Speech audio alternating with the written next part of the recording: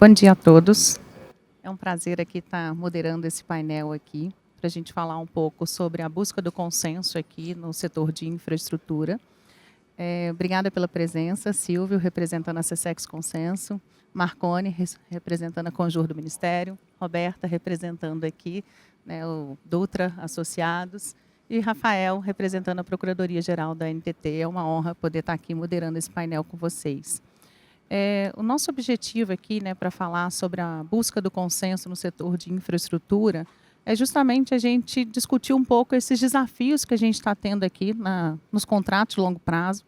Eu, com muita propriedade, acabo de sair de um processo de solução consensual, acho que todos estão aqui, na exceção da Roberta, participamos em conjunto dessa busca do consenso aqui.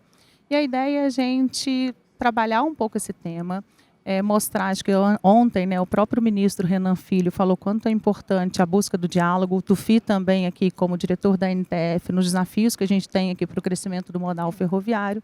Então a ideia é que a gente compartilhar num papo bem tranquilo, bem aberto, né, os desafios e as oportunidades. E aí, Silvia, eu vou começar por você, né, representando aqui a SESEX Consenso, para explicar um pouco, né, o que é esse processo, posso dizer, acho que inovador, né, como que o processo de solução consensual no âmbito do TCU tem trazido importantes reflexos, né, e segurança jurídica aqui para as negociações em curso, explicar um pouco como foi a criação, acho que já tem aí a gente já tem assim um bom casos, né, bons casos que a gente tem no momento, e um pouco também recente os casos de ferrovia, né, tantos casos de Rumo Malha Paulista, MRS Vale, com soluções diferentes, né, uns com sucesso, outros não.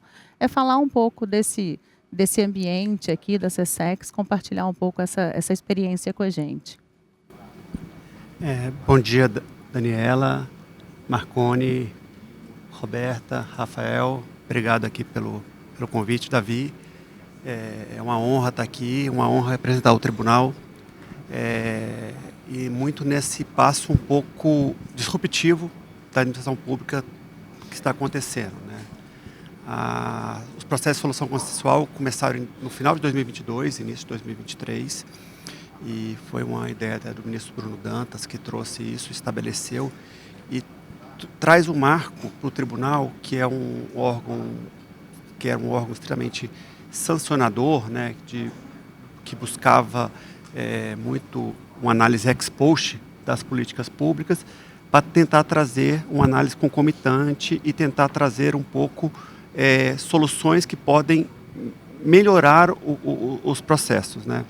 Então, dentro das soluções consensuais onde foi criado, a gente tenta-se buscar que eventuais litígios que foram criados e podem ser mitigados antes de ir para o judiciário, ou tentar também reduzir esses litígios que já foram criados para uma mesa de solução consensual, né? Então, essa basicamente foi o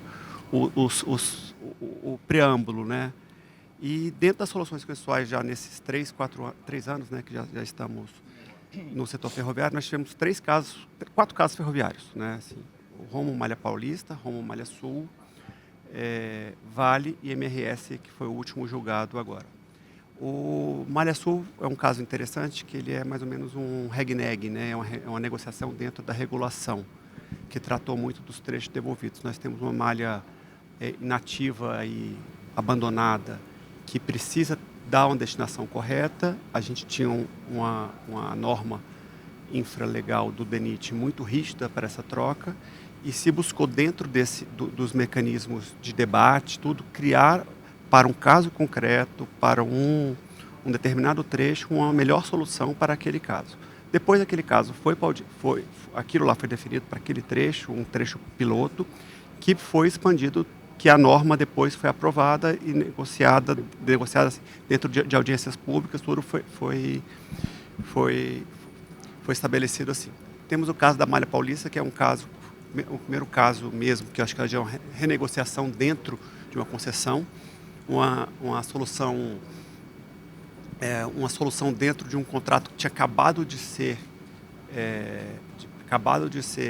relicitado não, tinha acabado de ser prorrogado na prorrogação antecipada, e que foi muito desafiador, porque era um contrato que, teoricamente, não tinha começado, né? Porque ele estava ainda nos anos iniciais ali para dar isso.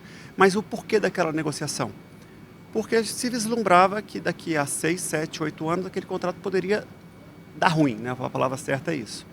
Né? Então, e que tinha alguns investimentos que não estavam muito bem delineados, que precisavam ser trocados, e acho que essa é a lógica e a mágica, né, de uma regulação responsiva, de que ao ponto você consegue mudar isso no curso de um contrato, de um investimento, e ser mais objetivo e mais eficiente.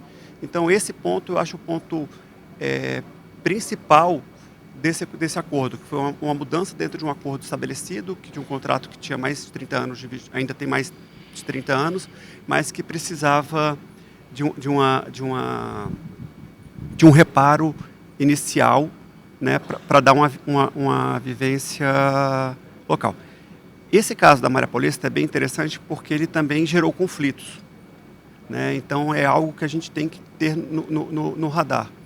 Porque, por uma visão do Ministério, ele trouxe uma visão que as repactuações, que as prorrogações antecipadas não foram, tinham alguma divergência com a atual gestão e que elas precisavam ser renegociadas.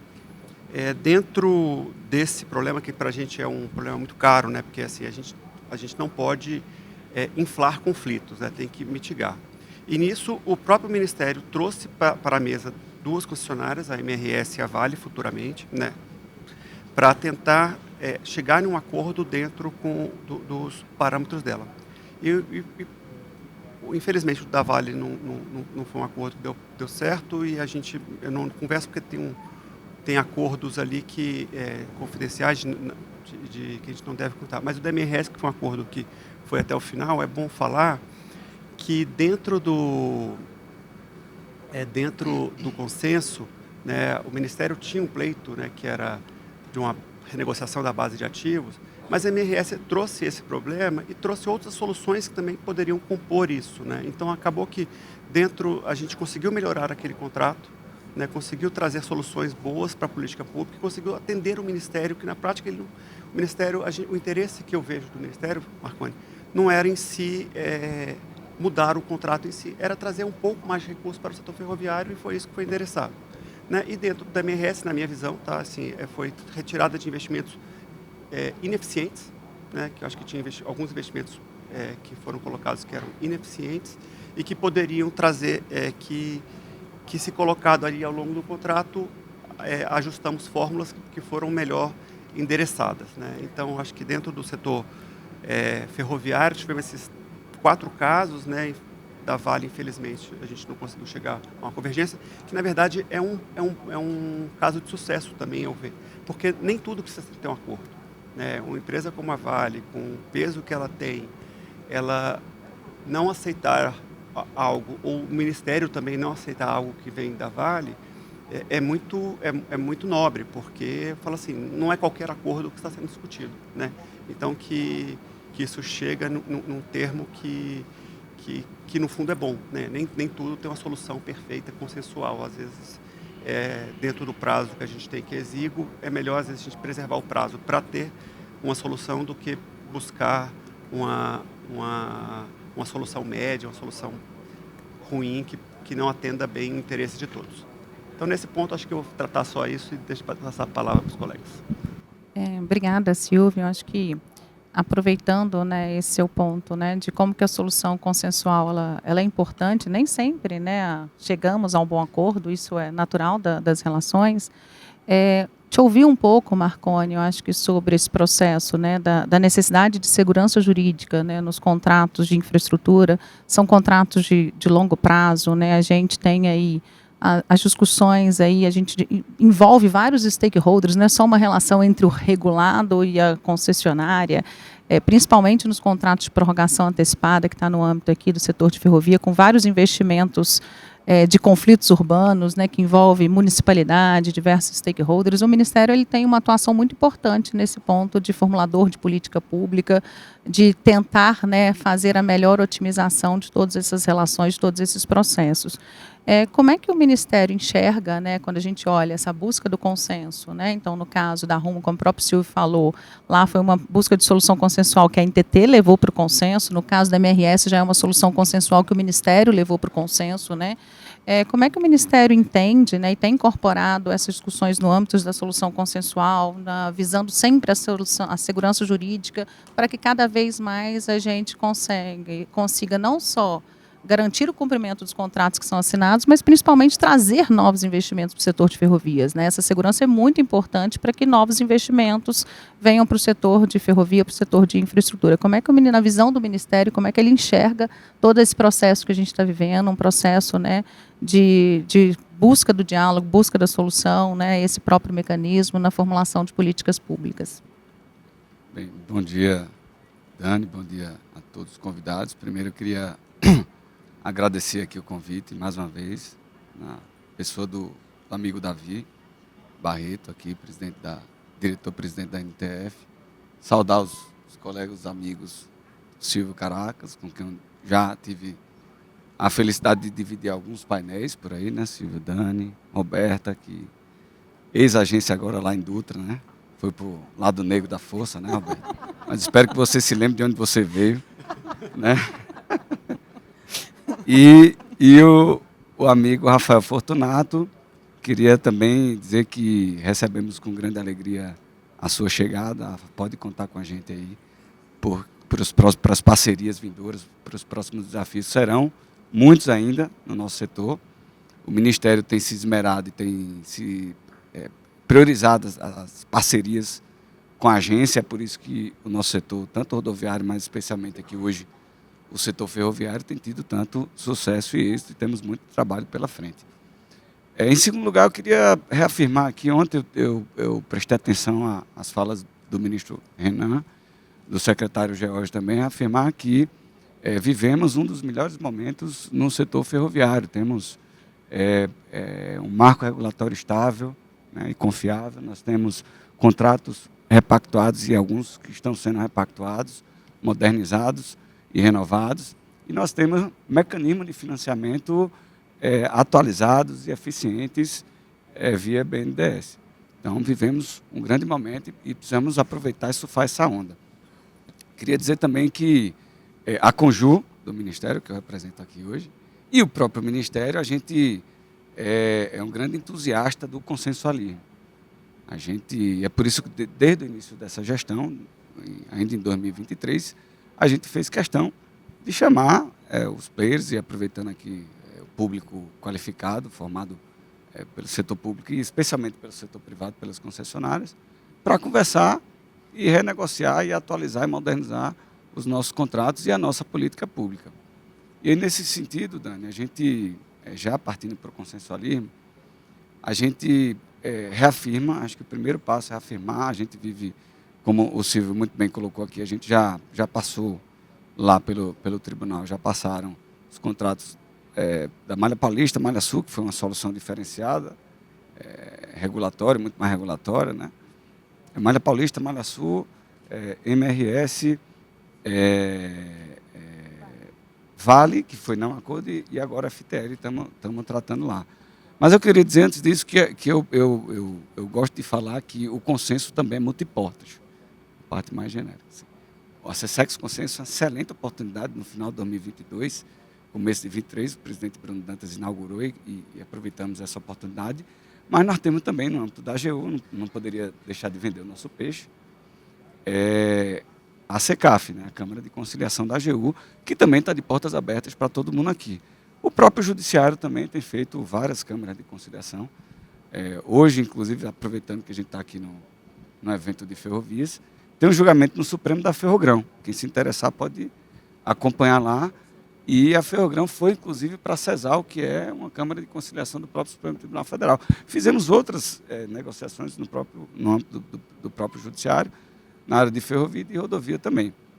Então, assim, nós temos várias possibilidades de fazer o consenso, de tratar o consensualismo no âmbito do nosso setor. Já entrando na SESEX Consenso lá, acho que hoje a gente vive outro momento, Dani. A gente vive um momento de amadurecimento ali do nosso processo. Eu costumo dizer que a gente precisa prestar atenção a 3 pilares do consensualismo. O primeiro pilar é governança, processo objetivo e transparência e publicidade. Acho que a gente melhorou muito na governança desde o início, Silvio, até hoje. Lembro aqui que no início assim, a gente participava muito pouco, a AGU participa com com a Procuradoria da Agência, consultoria, com as representações do órgão central da AGU, com o próprio gabinete do ministro da AGU. Então, a governança também envolve 2 auditorias lá do TCU, auditoria especializada em consenso, auditoria especializada da matéria, envolve, obviamente, também o setor privado, envolve convidados. Eu lembro aqui que a gente chegou a convidar nomes de referência do setor para tratar temas que foram muito importantes. Um deles é uma premissa básica que trata da legalidade do próprio consensualismo no âmbito do TCU. E aí ouvimos o Binebon, ouvimos o Marcelo Portugal, etc. E é importante, Dani, reafirmar a legalidade, porque vira e mexe nos acordos, e você presenciou isso, esse ponto ainda é questionado. Mas será que a gente pode fazer isso? Porque tem uma resolução da agência que diz isso e aquilo, mas tem uma portaria do Ministério que trata de outra forma. Ora, se a gente fosse simplesmente observar a resolução da agência e a portaria do Ministério e o decreto do presidente, a gente precisaria estar na esfera do consensualismo. Então, a gente precisa reafirmar, com base em preceitos constitucionais, a legalidade e a legitimidade dos acordos que nós fazemos no tribunal. Eu acho que isso está muito bem consolidado, assim, do ponto de vista da governança. Processo objetivo, eu acho que também a gente avançou muito. Sei que o tribunal pretende atualizar a IN 91, que trata do processo lá na consenso. Eu acho que em alguns casos ali a gente precisa prestar um pouco mais de atenção nesse processo objetivo. Temos extrapolado em alguns casos, a maioria deles a gente teve acordo, Silvia? Mas especialmente aqui no setor ferroviário tivemos um não acordo, que foi o não acordo da Vale. E isso é natural também, normal, não tem nada de outro mundo ter não acordo. Até porque assim, o acordo é baseado na autonomia da vontade. Mas não é autonomia de vontade qualificada. Qualificada por quê? Pelo interesse público, que lá nós chamamos de vantajosidade. E com base também na boa-fé objetiva. Boa-fé objetiva baseada na cooperação e na lealdade processual. Por que eu estou dizendo isso? E aproveitando aqui que a gente tem um público de concessionárias, de entes privados, que fazem acordo e o consenso com a gente. Porque muitas vezes e é claro que a estratégia de negociação é própria ali, todo mundo pode e deve tratar a sua estratégia. Mas, muitas vezes, a gente deixa muito por final ali temas que são relevantíssimos e que você acaba não tendo tempo de tratar com a pertinência e a acurácia necessárias. E aí é nesse ponto que eu fiz, ao invés de esticar muita corda ali, tal, não sei o quê, você já vamos ganhar um pouco mais de tempo. Isso tem acontecido tanto em ferrovia como em rodovia, a gente extrapolar os prazos da comissão. Isso não é bom para esse segundo pilar que eu ressaltei aqui, que é o processo objetivo. Então, vamos buscar ganhar um pouco mais de tempo, dentro daqueles 90 ou 120 dias que o tribunal nos concede. E, por fim, acho que a publicidade e a transparência do processo tem avançado muito, especialmente depois do julgamento lá no plenário do TCU. E a gente teve a oportunidade mais recentemente, Dani? Vocês estão de parabéns aí, de aprovar o acordo da MRS e avançar até onde a gente poderia avançar. Acho que foi uma grande conquista para o setor, até porque vai gerar novos investimentos que vão tornar a malha mais eficiente, ampliar a capacidade da malha e trazer maior competitividade para o setor. Então, queria finalizar dizendo que a gente está muito otimista com os próximos desafios. Como normalmente eu costumo fazer, trazer uma notícia, digamos assim, animadora para o setor. A gente deve estar aprovando nos próximos dias no Ministério o Plano Nacional de Outorga Ferroviária, está lá com a gente está ultimando aí a análise, junto com a Secretaria de Transporte Ferroviário e o secretário Leonardo, e ela, muito brevemente, vai estar disponível para todos vocês. E aí, com isso, eu termino aqui e me coloco à disposição. Obrigada, Marconi. Eu acho que você traz elementos importantes aí do papel do Ministério, né, em todo esse processo da formulação da política pública, da segurança, dos novos investimentos, pegando um gancho no que você está colocando aí, né, da gente sempre buscar, né, a melhor otimização do contrato e vai sair o plano aí de novas outorgas. Eu passo para o Rafael, que a NTT tem um importante papel na gestão dos contratos de infraestrutura, né? Seja os contratos assinados, seja os contratos futuros. E a gente também falou muito sobre modernização regulatória, sobre simplificação regulatória, né? Para a gente chegar até o consenso, né, para a gente ir para o consenso, é porque a gente sim, e cada um, como o próprio Marconi viu na sua própria estratégia, a gente assinou contratos muito rígidos, né? Os contratos de prorrogação antecipada vieram com muita rigidez, com muita especificidade, isso é natural também, natural do contrato de longo prazo.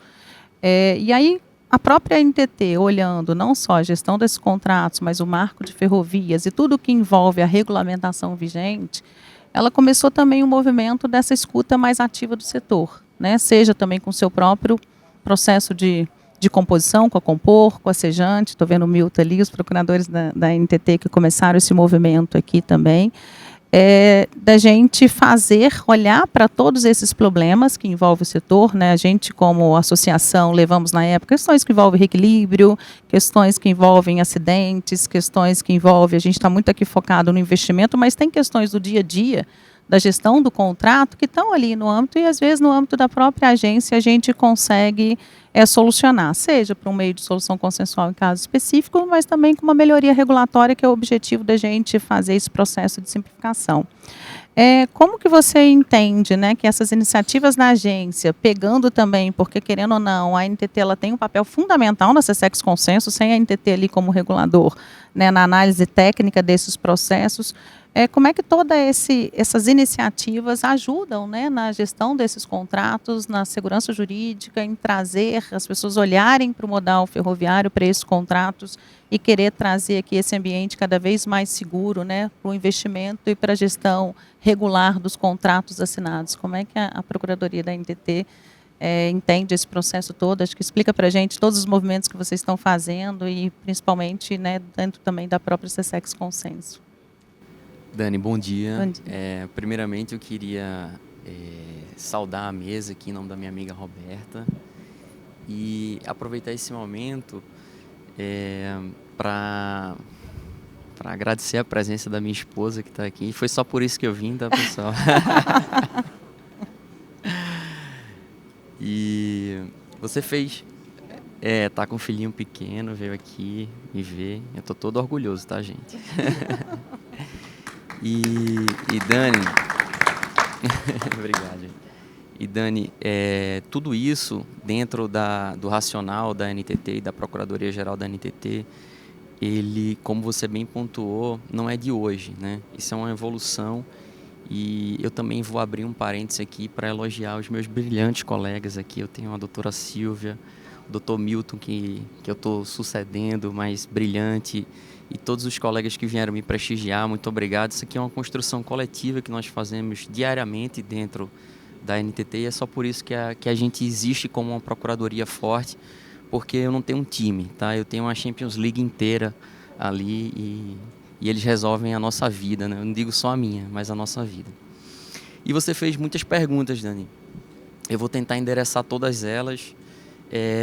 Primeiro falando um pouco, e aí trazendo um pouco do consenso, né? E da importância dele para a nossa regulação hoje.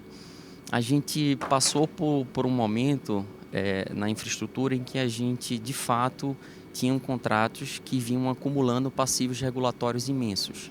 Então, a gente precisava endereçar esses passivos regulatórios de alguma forma. As discussões na agência acabavam travando. Por quê? Porque faltava, de fato, fôlego e uma maturidade institucional para tratar interna corporis certos problemas. E é como eu disse, eu acho que o TCU, ele mostrou para as agências reguladoras que a gente poderia dar esse passo inicial. Eu brinco muito que a gente precisava fazer uma cirurgia de coluna vertebral nesses contratos administrativos, Silvio. E dentro dessa mesa de UTI, o TCU é aquele agente que nos dá conforto. É ele que faz com que o cirurgião consiga operar essa cirurgia de coluna vertebral no contrato administrativo. É ele que faz com que a gente possa remodelar certas obrigações. Sem vocês sentados nessa mesa, a gente talvez não teria o conforto de fazer, tá? E aí é nessa perspectiva também, Dani, que eu aproveito para ressaltar a iniciativa, que não foi minha, foram dos meus antecessores, da Compor. E a Compor, ela caminha nesse sentido. A NTT, ela viu que ela estava adquirindo essa maturidade institucional para tratar também de certos problemas regulatórios mais próximos à agência e que ela tinha confiança para tratar desses problemas. E a Compor, ela nasceu com essa perspectiva. Olha, tem problemas que aqui a gente se sente confortável de tratar, mas que por diversas razões não vinham sendo tratados pela agência, vinham se arrastando. E a Compor foi essa porta de entrada para esses problemas com uma menor complexidade. Que talvez eu não precisasse fazer uma cirurgia de coluna vertebral, mas tirar um órgão por outro, trocar uma obrigação por outra, algo... São todas cirurgias importantes, mas eu acredito que quando a gente tenta dividir um pouco esses dois mundos, a gente olha para o TCU, para aquele problema que eu falo, putz, sozinho a gente não consegue andar, sabe? A gente precisa do tribunal para avançar nesse tipo de solução. E eu olho para a Compor e eu faço, não, a agência tem maturidade institucional. E aí eu vou usar uma frase que a minha colega Silvia falou ontem, para mim, porque ela sempre me ensina as coisas, sabe?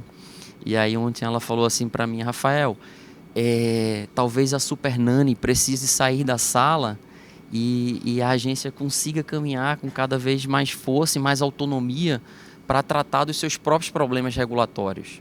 Então eu acho que a gente está chegando nesse ponto, né, Silvia? Em que a agência ela vai se sentindo cada vez mais confortável, cada vez mais empoderada para tratar dos seus próprios problemas. E eu acho que esse é o grande ganho, tá, Silvia, que o TCU trouxe para a gente. Ele deixou a administração pública mais confortável como um todo, para enfrentar seus próprios medos, tá? E digo isso com muita tranquilidade, porque a gente não pode viver com passivos regulatórios que se arrastam 10 anos. A gente viu problemas em rodovia, a terceira etapa, em que a gente tinha um passivo regulatório imenso, como é que a gente ia tratar, né? Para a ferrovia, a Dani falou muito bem, a gente fez. E não é uma crítica a quem fez, porque também acho que foi super inovador, tá, Dani? Quando a gente falou de remodelar um contrato de ferrovia, utilizando a lógica da 13448, a gente ali já tinha dado um passo significativo dentro do direito administrativo brasileiro.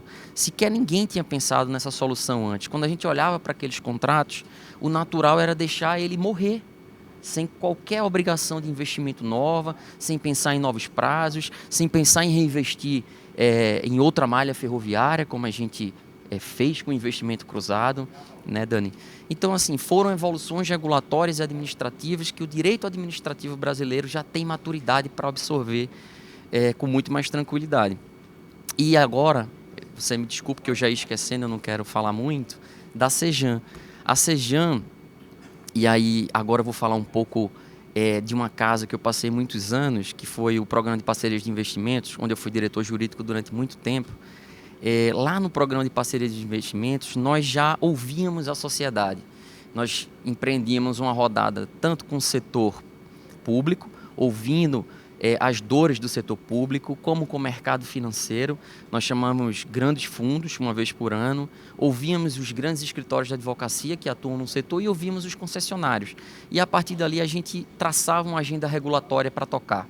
E isso era super importante porque eu entendia que aquela dor não era só uma dor da Dani, da MRS, era uma dor do coletivo. E o governo precisava endereçar esse coletivo. E a Sejante, ela vem para dentro da NTT, e é elogiar também o brilhantismo do meu colega Milton, que instituiu a Sejante lá dentro da NTT, porque a Sejante ela vem com um papel muito mais próximo do regulado. Ali ela consegue ouvir de fato a dor do regulado, ali ela consegue endereçar os grandes problemas regulatórios e, como eu te falei, com a maturidade hoje que a agência tem, a gente consegue dar o tratamento adequado a esses problemas regulatórios. Espero não ter falado muito, vou deixar aqui minha amiga Beta falar, porque senão o pessoal vai ficar com raiva, né, Beta, por conta da hora do almoço. Obrigada, Rafael. Eu acho que os seus pontos são importantes, né? Você falando da própria maturidade, né? A maturidade da gestão contratual. Eu posso dizer que eu passei no contrato antigo, na gestão do contrato antigo, do processo de prorrogação antecipada, na gestão desses 2 anos de um contrato novo, pelo processo de solução consensual. Não quero passar por uma compor, não, mas a gente mostra que o setor amadureceu bastante. Eu acho que a relação de confiança entre o regulado e o regulador traz essa facilidade para a gente escolher temas que a gente pode tratar dentro de casa, né? E para isso a gente precisa ter essa relação, né, franca, de diálogo, mostrar onde estão os erros, porque a gente conhece os problemas na prática. E concordo quando você fala que o TCU traz uma segurança jurídica para esse processo. E aproveitando esse gancho, Roberto, você que já foi, né, da agência, está agora, né, no setor privado aqui, no escritório, né, que lida com os desafios e os problemas de infraestrutura, assessorando as empresas, exatamente. Eu acho que também a sua visão, eu brinco, quando a gente senta na cadeira do outro, você já sentou ali, entende um pouco, né, os dilemas de quem está ali como servidor público ali na gestão desse contrato, suas próprias preocupações. Eu acho que deve até te ajudar a buscar um pouco as soluções aqui e orientações consultivas para as empresas. Como é que você olha para esses processos todos, para esses desafios na gestão dos contratos de infraestrutura, para que a gente consiga mostrar, né, que é possível investir na infraestrutura no país, na segurança jurídica, olhando aí o futuro desafio de novos investimentos que virão pela frente, né, na visão aqui, né, da assessoria aqui, jurídica de segurança, como é que você enxerga, né, todo esse movimento de solução consensual e esses desafios como um todo aí? Bom dia a todos e a todas, me ouvem? Ou melhor, não sei, né? Não, tem muita gente balançou a cabeça, então tá bom. Eu vou cumprimentar a todos no painel, em nome da Dani. É sempre bom ter mulheres fortes e presentes na infraestrutura, então cumprimento em nome da Dani. E, de fato, olha, que lugar interessante que eu me encontro hoje. Depois de 17 anos na Advocacia Geral da União, vários anos na Procuradoria junto à NTT, liderada por nosso então Procurador-Geral Milton Gomes, também antes pela Priscila Nascimento, outra mulher muito forte que implementou mudanças importantes na agência, e sempre tendo como oráculo, eu vou contar a verdade para vocês, o oráculo da Procuradoria é a Silvia, tá? Sempre com o seu pensamento brilhante, com ideias que fizeram e contribuíram para o crescimento do setor. Mas vejam, agora eu estou aqui, do lado do privado, do lado da concessionária, e vejo, sinto o sapato apertar, sento em uma mesa de consenso e vejo, nossa, como é que eu, quando estava sentada, ano passado, ali na mesa de consenso, na consenso da Malha Paulista, Malha Sul, estava pensando e exigindo isso, e agora eu me deparo diante das dificuldades da concessionária. E como endereçar isso? Eu acho que o primeiro ponto que é fundamental e que essa experiência me trouxe, que eu acho que é importante, é a seguinte. Nós estamos tratando de contratos de longo prazo, incompletos, complexos, e você falou a palavra-chave, Dani, relacionais, cujo sucesso da execução contratual depende muito mais do bom relacionamento e cumprimento recíproco das obrigações ali dispostas do que propriamente o que está descrito. Porque, veja, as interpretações das cláusulas contratuais mudam, podem mudar. Às vezes, uma decisão do TCU permite alteração da interpretação daquele dispositivo contratual. Ou ainda mesmo a atuação do próprio Poder Judiciário em relação às obrigações ali postas. Então, veja, acho que você tocou no ponto central. O contrato hoje, muito mais do que um mero instrumento jurídico de disposições obrigacionais entre as partes, ele representa e corporifica as escolhas do Estado para implementar política pública ferroviária no Brasil. Porque, veja, o Estado não tem recurso, ele precisa implementar aquela política pública e, um ponto que é fundamental novamente, hoje a gente não tem mais aquela dicotomia do interesse público e privado. Nós trabalhamos em parceria, ou seja, qual é o interesse do Estado? Implementar a política ferroviária. Qual é o interesse da concessionária? Implementar a política ferroviária. Cada um tem o seu objetivo específico. O Estado, implementar direitos e garantias fundamentais para a fruição daquele direito pelo cidadão. E as concessionárias, meu bem, o agente privado não veio no mundo a passeio, veio para oferir lucros, e isso está tudo certo, disposto no 174 da Constituição. Mas veja, quando a gente começa a compreender o contrato, não naquele antagonismo, mas nesse viés de parceria e colaboração, nós permitimos os avanços que vimos hoje. E um dos avanços entra nesse cenário dos meios adequados de resolução de controvérsias. Passamos daquela postura adversarial, daquela postura que efetivamente demora um tempo para a obtenção de uma solução e que muitas vezes a entrega daquela solução via poder judiciário ou até mesmo via arbitragem não é a melhor solução, a mais adequada que as partes gostariam. E se abre o campo do direito administrativo do consensualismo, onde as partes podem conjuntamente construir o interesse no melhor interesse da implementação daquela política, não vou falar da política, mas da própria infraestrutura ferroviária, política pública da infraestrutura ferroviária. Mas veja, nem tudo são flores. E agora eu vejo do lado, atuando pelo privado, eu realmente vivencio isso todos os dias. Não estou dizendo que a Procuradoria, Rafael, também não vivencia essas dificuldades. Mas o que a gente percebe é que as concessionárias, sim, elas vivem um ambiente regulatório jurídico complexo, fragmentado e incerto. Como poderemos endereçar isso dentro dessas vias consensuais? Não só dentro das vias consensuais, eu penso que a gente tem os dois caminhos, né? A institucionalização de uma série de medidas pela agência e pelo Ministério também, e aí veja, parabenizo até o Feitosa, que está aqui no painel do lado, não está aqui conosco, mas a iniciativa da agência em implementar as condições gerais de transportes ferroviários para justamente uniformizar as normas e, com isso, diminuir aquela carga regulatória, exato, o fardo regulatório ao qual as concessionárias estão submetidas. Certamente esse é um passo. Outro passo muito importante, com essa padronização de entendimentos, a gente passa a robustecer interpretações consistentes e passa a evitar aquela flipada de interpretações. E aí, por exemplo, quem não vivenciou um entendimento que se havia do governo na política das prorrogações antecipadas e depois viu a mudança desse cenário acontecer e passou a vivenciar as inseguranças jurídicas decorrentes dessas alterações, e aí não se trata de uma crítica ao Estado, ao contrário, até porque na época eu estava lá na agência e participei da prorrogação antecipada da Vale, de várias, tá?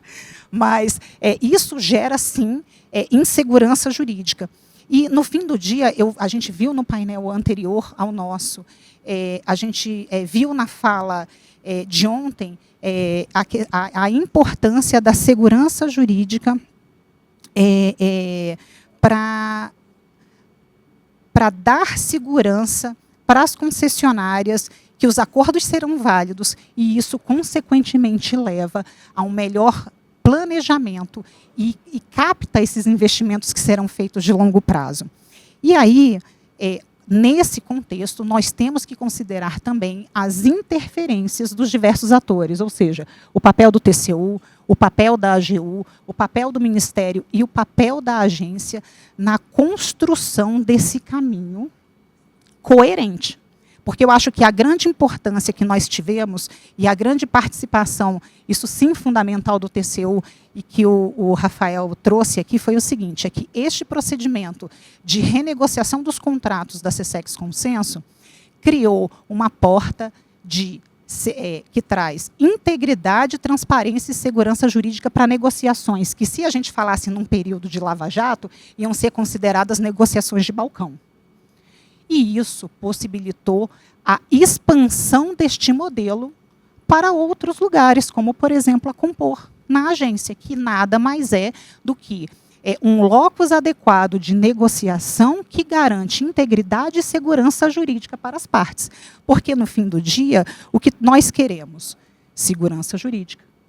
Que aquilo que foi acordado seja efetivamente cumprido e implementado, tanto pela concessionária como pelo poder público. E, além disso, nós tivemos um ganho de eficiência em razão do tempo que nós obtivemos para a solução de problemas complexos que antes se arrastavam por anos em procedimentos judiciais ou arbitrais e que não necessariamente resolviam a vida do contrato como um todo. Eles resolviam aquele conflito decorrente de desdobramentos assim, do acumular de passivos regulatórios, seja em decorrência da crise, seja em decorrência de uma falta de unidade regulatória, que isso a agência realmente virou referência, eu acho que no Brasil, e que possibilitou uma atuação coordenada, colaborativa, entre não só os órgãos do poder público, mas também com a participação efetiva da concessionária. Obrigada, Roberta. Acho que importantes reflexões aqui. Acho que pegando um pouco o gancho no que você está falando, né, de colocar da segurança jurídica, do amadurecimento da discussão, com o que o Rafael colocou também, que nos dá segurança. A gente sempre discutiu isso muito, Silvio, né? O que precisa de fato ir para a solução consensual, né? Que tem coisas que realmente a gente discutia que talvez pudessem ser resolvidas no âmbito da gestão regular do contrato. Mas eu acho que precisava ser feito, né? A SESEX Consenso acho que trouxe essa segurança para os agentes públicos, né? E acho que trouxe também esta oportunidade de ser ali de fato um ambiente seguro. Eu vou dar o meu depoimento quando a gente falou na MRS, vamos começar um processo de solução consensual. Parece que estava indo todo mundo para um presídio, né? Meu Deus, vamos para os técnicos que acompanham, a gente está acostumado, mas os técnicos acompanham, meu Deus, nós vamos falar com os auditores do TCU e a gente se depara com um ambiente totalmente colaborativo, né? Um ambiente tranquilo. Quando o pessoal voltou para casa, falou, nossa, a gente imaginava que era outra coisa totalmente diferente. E aí, falando um pouco isso, Silvio, dessa sua visão, desse processo de amadurecimento da SESEX Consenso, eu acho que o Marconi falou algo sobre transparência, né? O processo da MRS foi o primeiro que teve um painel de transparência para que a própria sociedade pudesse olhar esse processo e trazer seus objetivos, justamente para que não se falassem que eles fossem acordos de balcão, como a Roberta colocou. Na sua visão, Silvia, quais são os desafios futuros para exatamente a Consenso ser um objetivo de problemas complexos, né? Acho que esse é o grande objetivo dela ali, de soluções de processos com conflitos complexos, e quais são os desafios para tornar cada vez mais os processos ali mais eficientes, mais seguros? Como é que você enxerga aí, né, esse papel hoje, olhando esse retrospecto, não só do setor de ferrovias, mas outros importantes acordos que estão ali, nessa visão desse amadurecimento, inclusive, dessa relação como um todo aí, para qual é o avanço que precisa aí para esse processo, né, de inovações, né, de interpretações da IN, de processos de melhoria, que é natural, né, é um processo recente, nós todos estamos aprendendo com ele. Um exemplo prático, né? Discutimos sobre se pode ou não a sustentação oral, a gente vivenciou no nosso ali, que foi uma discussão no plenário mesmo, nós três ali estávamos antes conversando, pode ou não pode, e ali foi uma discussão que saímos sem interpretação, né? Outras discussões um pouco ali, né? E que é sim um caminho de aprendizado. Acho que cada processo novo vai trazendo um problema novo e um caminho de aprendizado. Como é que vocês da SESEX Consenso enxergam aí esse papel fundamental, olhando o futuro aí cada vez mais com essa função aí da SESEX Consenso? Rafael, primeiro sustentação oral foi interrompida no meio. Assim, sempre com emoção, porque de repente eu estava prestando atenção para brilhantemente a sustentação, eu não estava entendendo, né? Então até essa emoção a gente tem, né? Por acaso foi a primeira sustentação, né? Teve outros pedidos, mas não ocorreram. Trazendo um pouco a maturidade da administração pública, né? Que com essas soluções consensuais começou na SECAF e 2014 foi o grande salto da SECAF. O TCU começa em 2022 trazendo algumas falhas que tem a SECAF hoje, porque os processos lá ainda são um pouco mais demorados, né? E então a gente trazendo esse desafio, mas eu já tenho outro, será que o nosso é muito rápido, né? Então também eu tenho esse outro ponto, né? Então, mas os desafios é pensar que um acordo não é um fim em si mesmo, o fim é o interesse público, né? E um lucro razoável para a empresa atende o interesse público. Mas para mim o maior desafio hoje é conseguir separar processos totalmente estabelecidos que devem ser negociados com mero oportunismo contratual, né? Isso é muito difícil ainda a gente conseguir separar esse joio do trigo, de pressões, porque como é algo muito novo, todas a gente tem que ter essa antena sempre ligada, né? Então, o maior risco que eu vejo é não abrir o braço para o oportunismo. Eu acho que as empresas, os escritórios, têm que estar muito atentos para isso, né? O próprio setor público, formuladora política pública, porque isso é muito forte, mas pode destruir um acordo muito mal feito, pode destruir o acordo, né? A gente, falando de balcão de negócios, a gente teve uma capa de uma revista, julho do ano passado, falando, né, o balcão de negócios do TCU. E até lá eu tenho total confiança do que era o que estava acontecendo. Eu tenho até hoje, né, total confiança do que está lá, mas a gente tem que ter muito acerto e muito cuidado e trazer processos cada vez mais maduros, né? A gente está no processo de amadurecimento, a gente não pode ter uma regressão, né? Então, o primeiro processo de solução consensual que chegou, a NTT não estava muito pontuada. Depois a Roberta botou o segundo, era tudo bonitinho, 1, 2, 3, 4, 5, 6, 7, 8, 27, né? Ótimo pautuar. Então acaba que a gente vai melhorando, né? Todo o processo. Então, assim, a questão mesmo é sempre tentar melhorar, né? O Kaizen, né? Ontem melhor que hoje. Então, se a gente conseguir melhorar os nossos processos, trazer soluções um pouco mais pensadas, ver os acordos que foram decididos, o que foi falado, né? Um caso de rodovia não pode chegar pior do que o outro, né? Um caso de ferrovia não pode chegar pior que o outro, né? Então, assim, isso é um outro. Quando é um setor novo, a gente está tendo um caso do Ministério da Agricultura, tudo bem, é um setor diferente, um caso de telecom, já não tem mais jeito, é o quinto caso, é o último caso, né?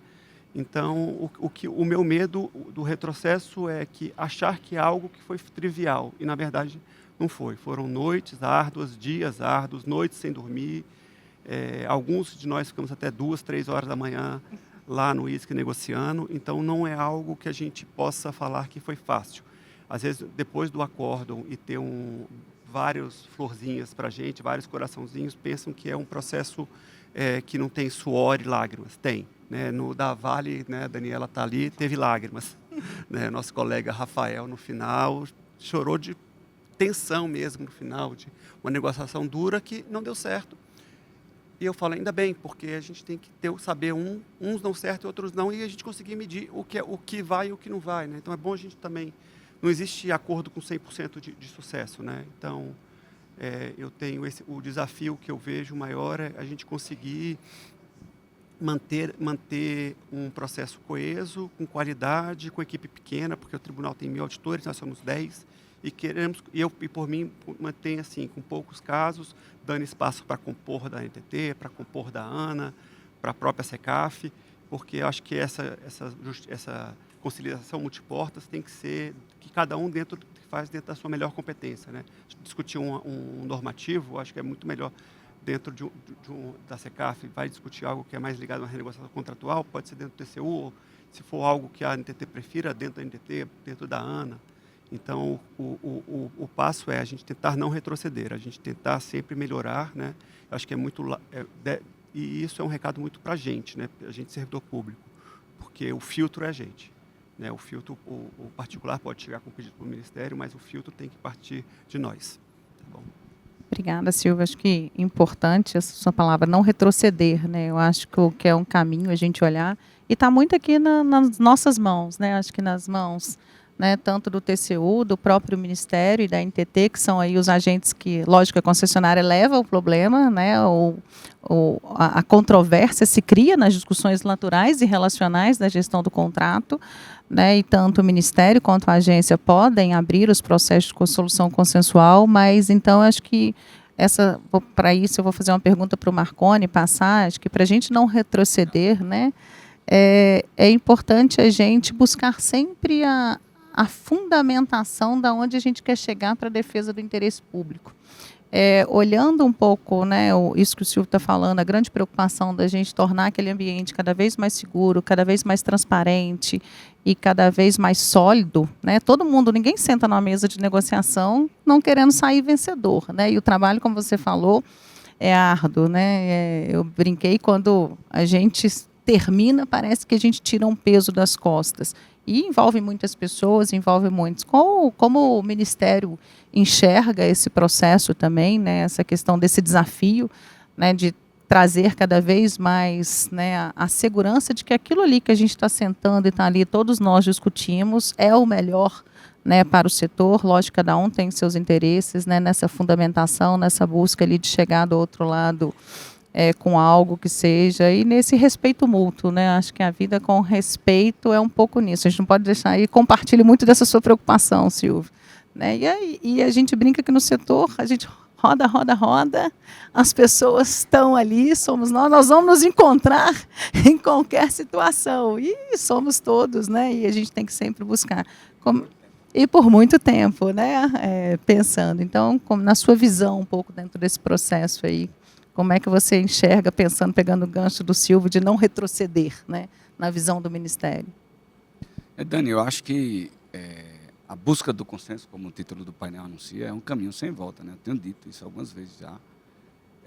Mas também é um jogo de ganha-ganha. Então, assim, não adianta a gente ir lá para o TCU, ir lá para a SECAF, ir lá para a Câmara do Supremo, ir lá para a Câmara do STJ, que, aliás, tem uma Câmara o ministro Herman inaugurou uma Câmara ad hoc lá para tratar da 319, e achar que não é ganha-ganha. Em geral, assim, a gente vai para uma negociação para ganhar, né? Então, assim, a lógica do consenso ALIRM, do consenso é diferente. Acho que todo mundo tem que ganhar. E isso é um aspecto que a gente lá no Ministério tem observado com muita atenção.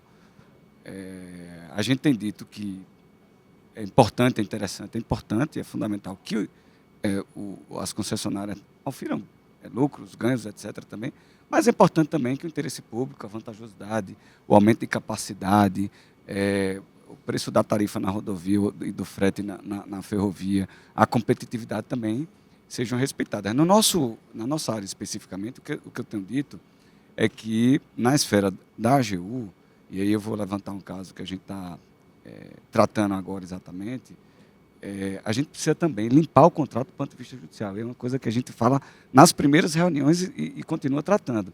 Então, não adianta, do ponto de vista técnico, você resolver lá investimento, o MEF lá, resolver financiamento, resolver dívida, passivo regulatório, se você não resolve o passivo da União e da agência do ponto de vista judicial e até extrajudicial, arbitral, etc. Então, eu tenho dito que as conversas têm que andar em paralelo, né? Você tem que incluir no acordo também eu não gosto de usar nem o termo limpeza, mas você tem que ter esse saneamento do passivo judicial da União e da agência. E aí, nesse sentido, a gente tem buscado levar, Silvio, muitas vezes para a agência, a maioria das vezes, para a agência e para o TCU, o acordo já meio que encaminhado lá no âmbito do Ministério com a participação da agência. E aí cito o caso da FCA, que não é uma modernização, mas é uma prorrogação do contrato que nós estamos tratando, e um exemplo positivo, se tiver alguém aqui da VLI, da FCA, é um exemplo positivo, porque eles nos procuraram com certa antecedência, trataram todas as ações, nós continuamos tratando, nos trouxeram todas as ações, no meu entender, né, com lealdade, com transparência, com cooperação, sabe, Rafa? E assim, achei um negócio fantástico, e nos trouxeram. E aí eu deixei muito claro que é o seguinte: a negociação do aspecto técnico, financeiro, do investimento, do CAPEX, tem que andar necessariamente, do nosso ponto de vista da AGU, lado a lado com a negociação do passivo judicial da União e da agência. Então, isso está muito claro para todo mundo. E é por isso que eu costumo dizer que é um jogo de ganha-ganha, para todo mundo. E o último aspecto que eu não poderia deixar de levantar aqui é o seguinte: a gente precisa prestar atenção agora, Silvio, ao pós-acordo.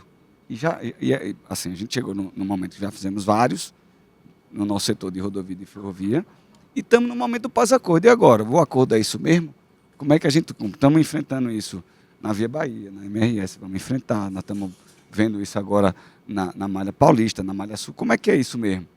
Vamos reler, a gente começa um momento, uma fase de releitura dos acordos, dos relatórios, para saber como é que é isso mesmo, porque aí tem o ideal, Silvio, talvez isso aconteça no futuro próximo, seria uma comissão de acompanhamento do acordo. Uma comissão tripartite, quadripartite do acompanhamento do acordo.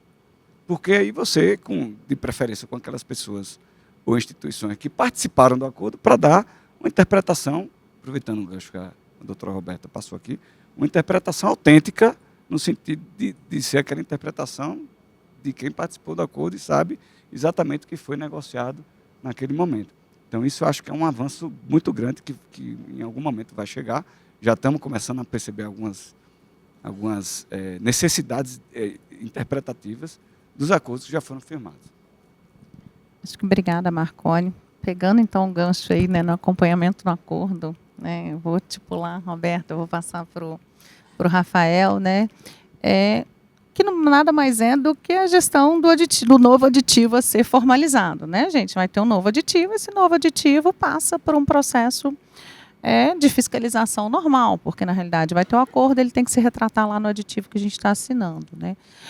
Olhando esse aspecto, né, da Sejante, né, da modernização regulatória dos regulamentos que estão trazendo, eu acho que a gente está no momento oportuno para isso, acho que, Marconi, né? A NTT está olhando essa modernização regulatória e talvez da própria agência ela tenha a capacidade técnica para garantir ao Ministério, ao TCU, que aquele acordo. Senão a gente vai criar, na minha opinião, como gestora regulatória, mais um fardo regulatório de olhar. Mas acho que tem que ser olhado, tá? Acho que tem que ser olhado e a NTT tem condições plenas dentro da sua gestão natural de olhar justamente para falar aquilo que foi acordado está sendo cumprido, porque isso vai ser retratado no novo instrumento contratual que está ali para olhar essas obrigações. E acho, pegando um pouco o gancho nisso, né, da agência nesse papel de reformulação, de simplificação, de acompanhamento dos contratos, uma coisa que a gente vivencia muito, eu sei que não é muito um problema da Procuradoria, mas a Procuradoria pode ajudar nesse conforto para as unidades técnicas, uma padronização dessas fiscalizações,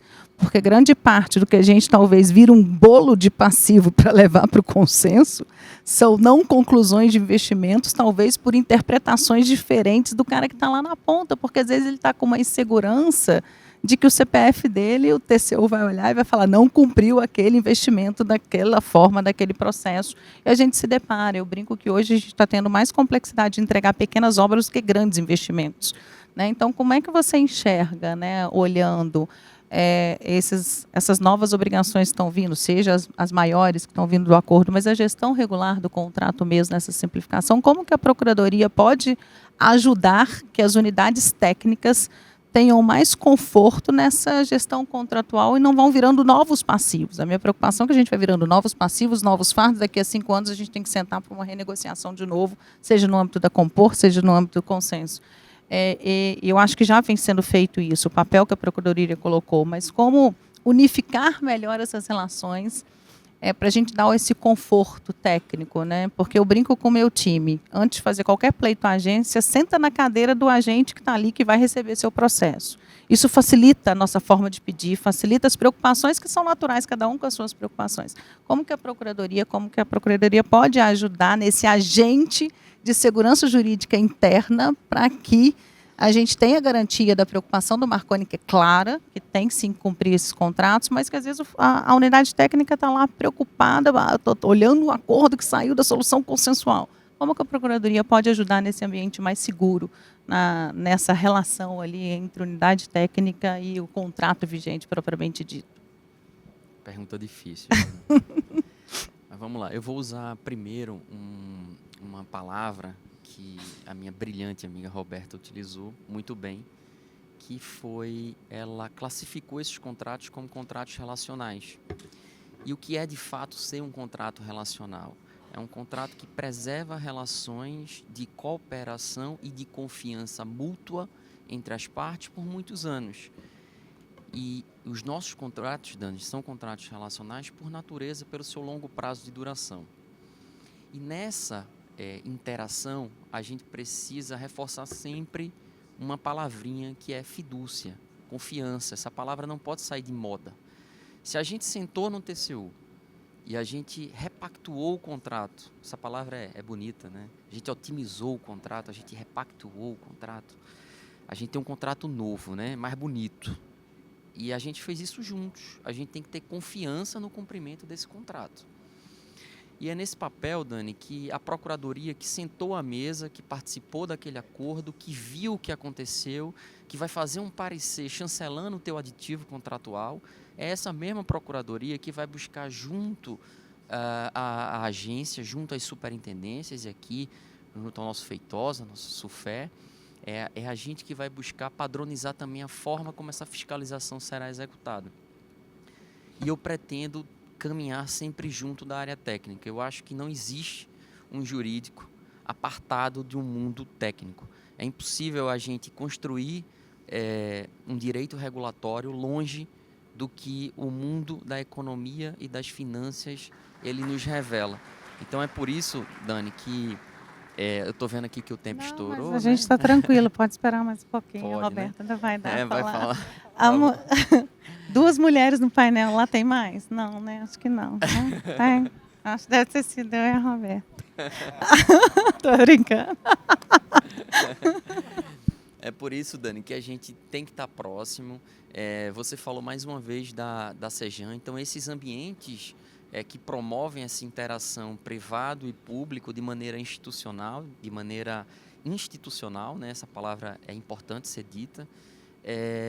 Esses ambientes farão com que a gente consiga perceber quais são as dores que vocês estão sentindo, para que a gente consiga endereçar dentro da agência uma solução uniforme para todos os casos. A gente citou aqui muito na mesa, né, não eu, mas os meus colegas, o caso da Vale, que foi um caso de não acordo.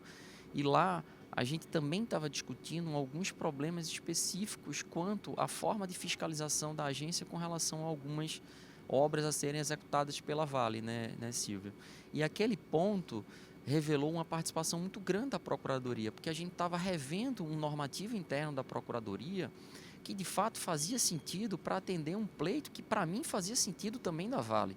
Então, a Procuradoria é, sim, esse instrumento para mudanças regulatórias positivas dentro da agência, inclusive porque a gente é um órgão transversal.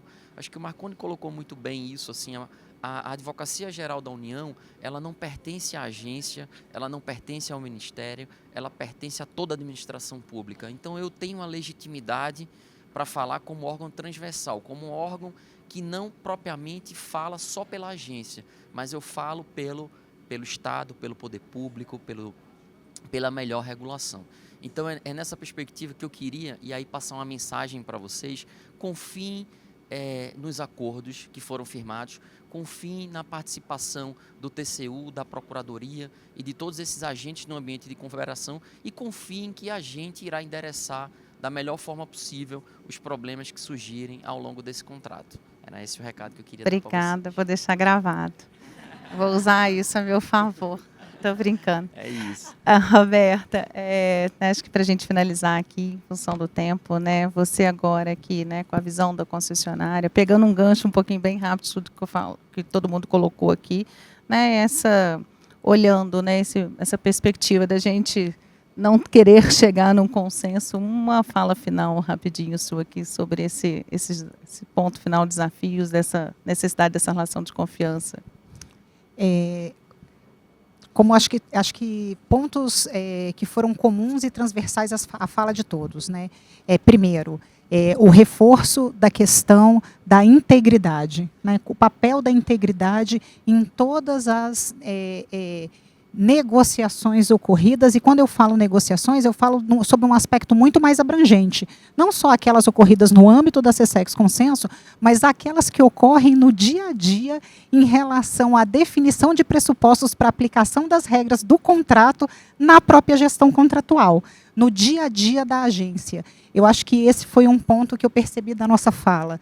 Isso também nos leva ao segundo ponto que eu acho que foi comum aqui a todos, essa necessidade de padronização, né? O trabalho, como eu disse, foi feito em rodovias, está iniciando agora no setor ferroviário, mas veja, não só a padronização das normas, mas a padronização da forma de aplicá-las. Você colocou esse ponto muito bem, Rafael, para evitar distorções que vão gerar insegurança jurídica. Eu acho que o outro ponto fundamental da nossa fala, de todos aqui que eu posso ver como comum, foi essa busca da segurança jurídica, porque só através deste elemento consolidado é que, de fato, vamos conseguir viabilizar investimentos num setor tão estratégico e que demanda investimentos de longuíssimo prazo, certo? Então, eu acho que, para finalizar e sendo rápida, o papel fundamental, não só do Ministério, da consultoria junto ao Ministério, da Procuradoria junto à NTT, de toda a AGU que senta à mesa nos acordos, mas mesmo naquelas negociações ocorridas fora, é o fortalecimento da segurança jurídica, porque, ao fim do dia, é isso que vai refletir, e hoje eu vejo e sinto, o que vai refletir na tranquilidade e segurança que a concessionária precisa para buscar o bom cumprimento do contrato. É isso. Obrigada. Acho que em virtude do tempo aqui, espero que tenhamos, né, trazido importantes informações para vocês. Obrigada, Silvio. Obrigada, Marcone. Obrigada, Roberta. Obrigada, Rafael. Acho que foi um prazer aqui moderar esse painel com vocês. Um tema tão novo, tão diferente, de constante aprendizado. Eu acho que a gente sai com algumas mensagens, né, sobre relação de confiança, integridade, transparência, né, e fazer com que esses processos, seja no âmbito de qualquer instituição, seja cada vez mais consolidado, né, e que a gente consiga, sim, trazer a segurança jurídica e os investimentos que o setor de infraestrutura precisam. Obrigada, foi um prazer estar aqui com vocês.